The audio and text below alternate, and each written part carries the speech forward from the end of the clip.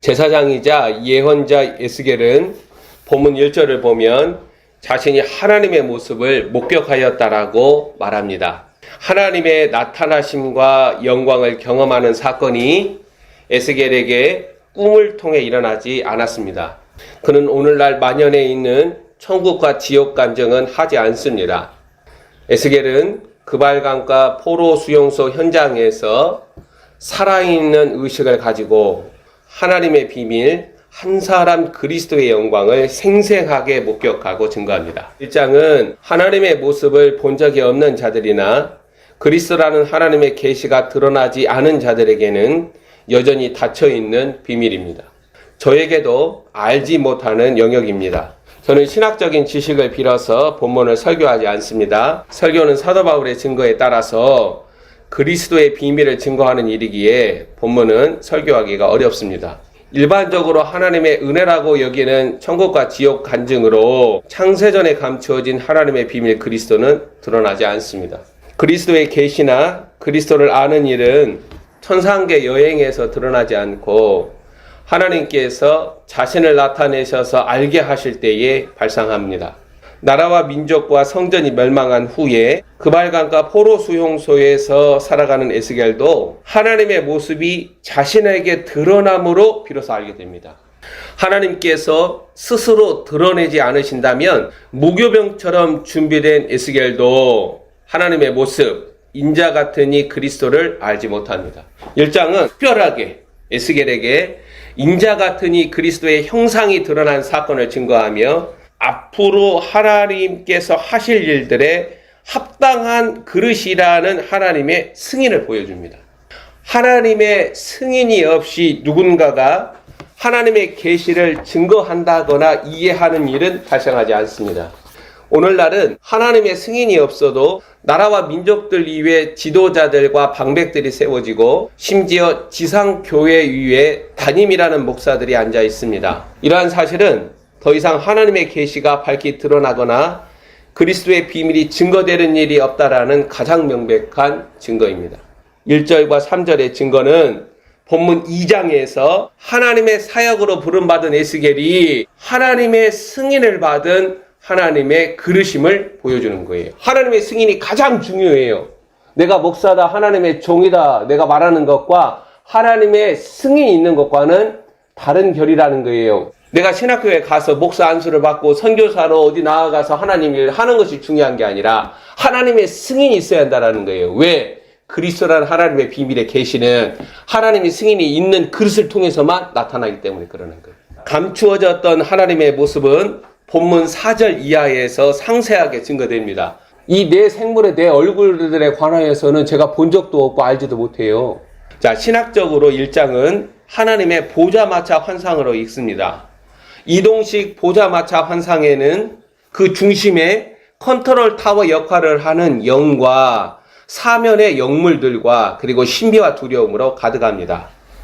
에스겔의 눈에 인치듯이 드러난 하나님의 모습은 판타지가 아니라 그 의미들이 밝히 드러나야 하는 실체이자 현실을 말합니다. 하나님의 모습은 불 속의 단쇠 같은 것으로 묘사됩니다. 영의 모습이 나타나는 거예요. 우선 언급되는 사실이 5절에서 시각적인 충격을 동반하며 나타나는 내 생물의 형상입니다. 26절 한번 봐보세요. 그 머리 위에 있는 궁창 위에 보좌의 형상이 있는데 그 모양이 남보석 같고 보석으로 나타내는 것은 무엇을 말하는 거예요? 순수하고 깨끗하다는 거예요. 그 실체가 다 드러난다는 거예요.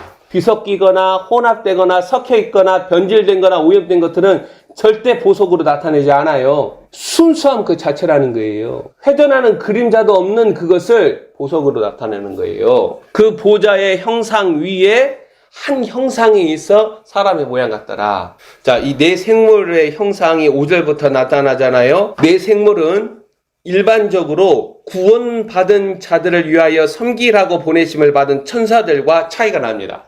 내 생물들은 그리스도의 비밀을 드러내는 존재들이며 각각 내 얼굴이 있고 내 날개가 있는 거예요. 또 요한계시록에서 보좌에 둘러선 24보좌에 앉은 장로들은 사람이 아니에요. 천사적 존재들입니다. 보좌에 둘러서 있는 존재들의 양태가 서로 다르다는 사실을 보여줍니다. 우리가 일반적인 천사를 보고 말하는 일도 두렵고 놀랍지만 보좌에 둘러서 있는 수호하는 존재들, 이 생물들을 목격하는 일은 충격적인 공포와 패닉을 가져옵니다. 에스겔은 하나님의 영광과 거룩의 폭풍에 휘감기면서도 동시에 하나님의 은혜와 허용하심 아래 보호되기 때문에 내 생물을 목격하고 그 외양을 본문 7절부터 11절까지 자세하게 언급하는 거예요.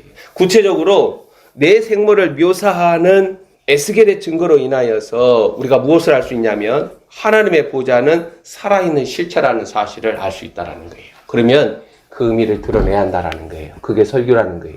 자, 내 생물의 얼굴은 본문 10절에서 언급이 됩니다. 각각 얼굴의 모양은 오직 창세전에 감추어진 그리스도의 비밀을 증거하고 담고 있다는 거예요. 무슨 말이냐?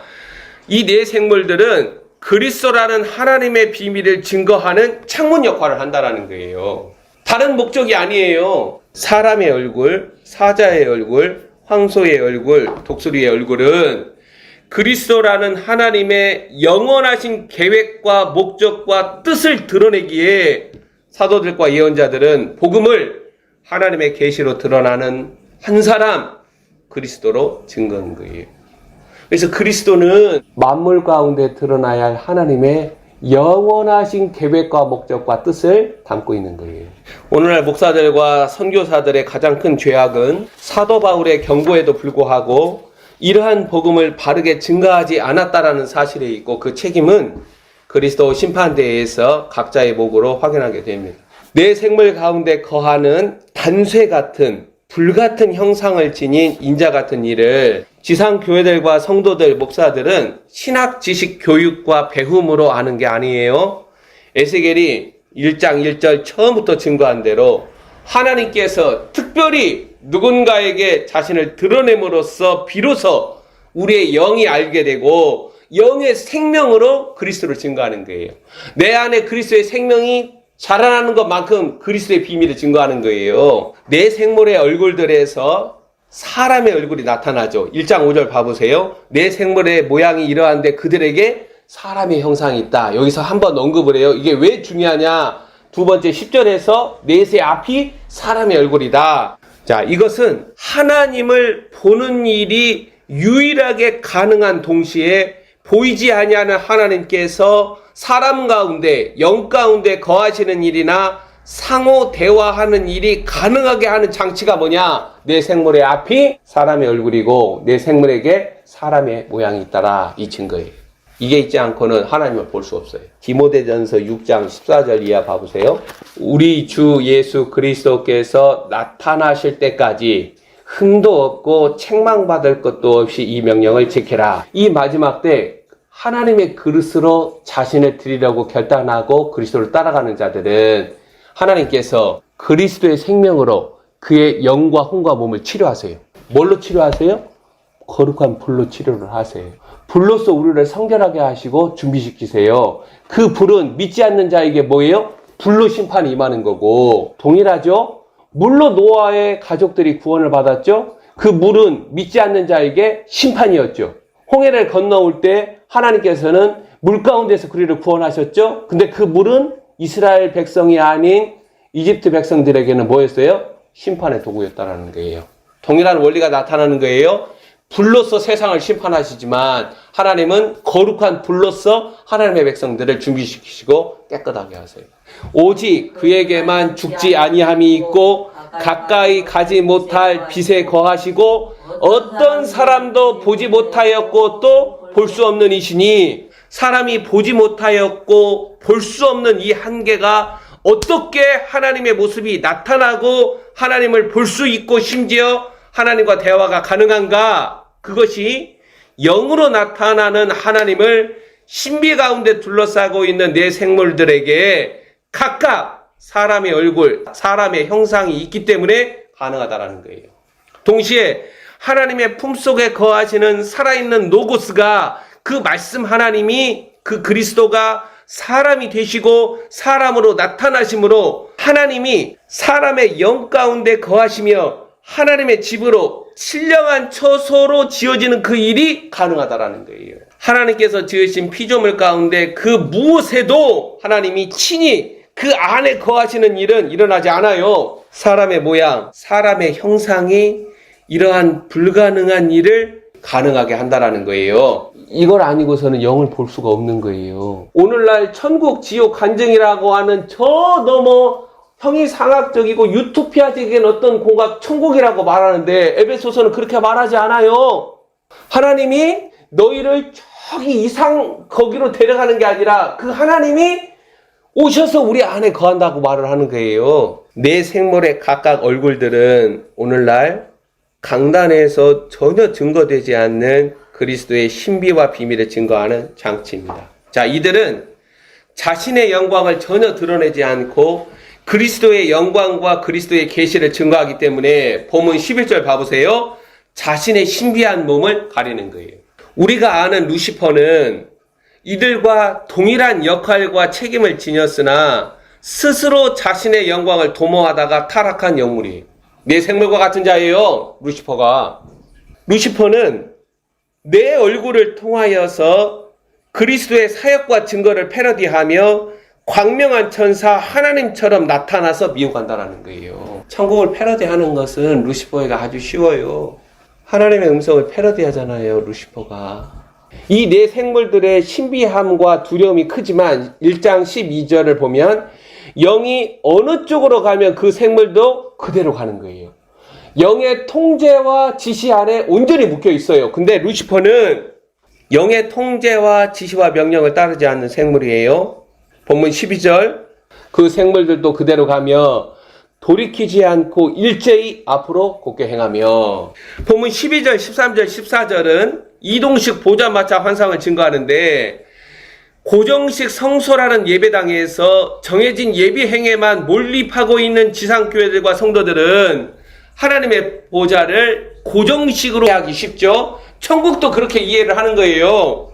그러나 에스겔은 1장에서 하나님의 모습을 이동식 보좌마차 환상으로 증거를 하고 이러한 사실을 누가복음 17장 20절 21절에서 예수께서 밝히시는 하나님의 나라가 너희 안에 있다. 안에 하나님 나라의 실체로 하나님의 보좌는 뭐라는 거예요? 하늘과 동시에 내 영 안에 있다라는 것을 증거한다라는 거예요.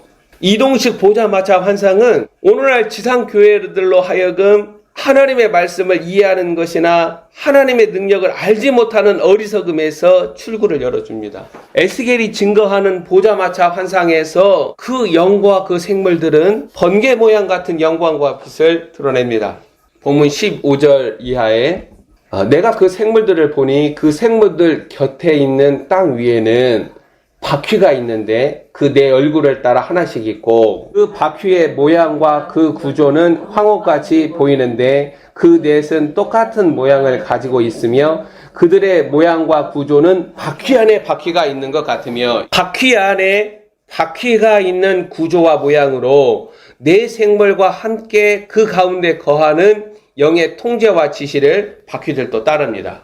바퀴 안에 바퀴, 즉 겉으로 도는 바퀴와 안에 도는 바퀴가 하는 일에 있어 이 두 가지는 하나님의 영원하신 계획과 목적과 뜻을 이룹니다. 밖에서 도는 바퀴는 무슨 일을 하느냐? 하나님의 영원하신 계획과 목적과 뜻을 드러내고 안에서 도는 바퀴는 무슨 일을 하느냐? 이 하나님의 영원하신 계획과 목적과 뜻이 구체적으로 그 시대와 그 역사와 그 사람들 가운데 구현되는, 이루어지는 그 일을 하는 게 밖에서 도는 바퀴, 안에서 도는 바퀴의 역할이에요. 겉과 안의 바퀴는 이 감추어진 하나님의 비밀, 그리스도가 하시는 일들을 나타냅니다. 그리스도는 우리의 구원과 만물을 회복시키는 일에 있어 하나님의 영원하신 계획과 목적과 뜻을 이루십니다. 일시적이고 그 세대에 국한되어 있고 그리고 지극히 개인적이고 그리스도는 그거에 쫓아서 일을 하시는 게 아니세요. 이런 것을 전혀 알지 못하니까 목사들이 성도들을 통해서 이상한 기도시켜가지고 이상하게 전도시켜가지고 나가서 전도 보내고 기도하잖아요. 왜? 자기 양이라고 생각하니까 그러는 거예요. 하나님의 양들은 그리스도가 하신 일에 봉사하는 거예요. 바퀴 안에 바퀴가 도는 안과 밖의 바퀴 형상은 이런 하나님의 목적과 의도를 구현하는 일에 기여합니다. 영과 내 생물들과 그 주변에 도는 바퀴 안의 바퀴들은 역사와 세대를 넘어서 마스터 플랜으로 나타나는 하나님 아버지의 영원하신 목적을 역사 가운데 이루어 간다라는 거예요. 그 사실을 바퀴도 돌고 그 안에 또 바퀴도 도는 형상으로 모양과 구조로 증거하고 있는 거예요. 엉뚱하게 기도하지 말고 이 마지막 그리스도의 그릇들은 다른 거 아니에요. 절대 자신의 이름의 영광에 매몰되지 않아요. 기꺼이 다 배설물처럼 내어버리지. 오직 신랑이신 그리스도의 이름과 그의 영광에 붙들린 자들, 그게 준비된 자들이에요. 그러한 자들이 어디로 들어가요? 새 예루살렘 성에 들어가요. 첫째 부활. 이 19절, 20절, 21절은 아주 중요한데 밋밋한 서술이 아니라 이게 무엇을 나타내냐면 역사 가운데 동시에 만물 가운데 알파와 오메가로 성취되어가는 아버지의 뜻을 증거하고 있다는 거예요. 이렇게 하나님은 일하신다는 거예요. 이렇게 하나님의 영원하신 계획과 목적과 뜻이 역사와 만물 가운데 세대 속에 구체적으로 드러나기 위해서 밖으로 도는 바퀴와 그 안에서 도는 안의 바퀴로 내 생물과 그리스도가 하나님의 때에 그 영이 하시고자 하는 일들을 그렇게 이 땅과 세대와 경륜 속에서 나타낸다. 이것을 19절, 20절, 21절로 증거하는 거예요. 이들은 그들 가운데 거하시는 영으로부터 독립적으로 활동하거나 역사하지 않습니다. 독립적인 영은 누구에게서 나타났어요? 가인에게서 나타나는 거예요. 가인에게서. 이 마지막 때에 가인에게는 독립적인 영이에요. 그래서 하나님을 의지하지 않아요. 자기 생각과 자기 판단과 자기 결정대로 살아가지. 이 바퀴들과 내 생물 독립적으로 자신의 뜻과 자신의 의로 행하지 아니하고, 무슨 말이냐, 하나님 나라 역사는 하나님의 목적과 의도와 계획을 벗어나서 드러나지 않는다라는 거예요. 그래서 영이 움직이는 때, 그걸 무슨 때라고 말해요? 카이로스라고 말하는 거예요. 하나님이 현실 개입하는 때. 영이 움직이는 때 하나님의 카이로스가 그 때에 하나님의 의도와 목적이 세상과 사람들에게 드러나는 거예요. 때가 참에 그리스도가 오시고, 때가 참에 모세를 나게 하시고, 때가 참에 하나님께서 다시 이 땅에 오시고, 때는 무엇과 관련이 있다고 그랬어요? 그리스도의 신부가 준비되는 것과 관련이 있어요. 한때, 두때, 반때에 그거와 달라요. 3년 반 날짜와 한때, 두때, 반때가 달라요. 마지막 때 하나님의 보좌는 우리 안에 있어요. 하나님의 보좌는 하늘에 있고 동시에 우리 안에 있어요. 이 우리 안에 하나님의 보좌가 가능한 것을 에스겔서 1장 이동식 보자마자 환상으로 증거하고 있고, 누가복음 17장 20절 22절에서 여기 있다 저기 있다도 하지 아니하니 하나님의 나라는 너희 안에 있다. 예수께서 확인시켜 주시는 거예요. 우리 시선을 저기 먼 그 천상계에 있는 천국에 있는 보좌에 계신 그 주님을 향해서 주야! 그러는데 주님은 우리에게 뭐라고 말해요? 네 안을 봐라. 난 네 안에 있다. 내 안에 보좌가 놓여져야 하는 거예요. 내 안에. 하나님의 영도 내 안에 계시고, 그리스도도 내 안에 계시고, 아버지 하나님도 우리 영 가운데 거하십니다. 우리 안에 놓인 하나님의 보좌에서 나는 그리스도의 음성은 하나님의 그리스도가 오메가 때 하실 일들을 증거한다는 거예요. 그래서 수많은 목소리에 내 귀를 주지 말고 내 오른쪽 귓볼에 피를 바르면서 오직 보좌에서 나는 그리스도의 음성만 들어라. 그게 제사장이라는 거예요. 단새 같고 불같은 형상으로 나타나는 그리스도의 비밀은 내 생물들도 그리스도의 비밀을 드러내고, 바퀴 안에 바퀴들이 도는 것으로 역사와 활동으로 하나님의 영원하신 비밀과 목적을 드러내는 일과 동시에 구체적으로 하나님의 뜻을 성취하는 모습으로 만물 가운데 나타난다. 그걸 19절, 20절, 21절이 증거하는 거예요.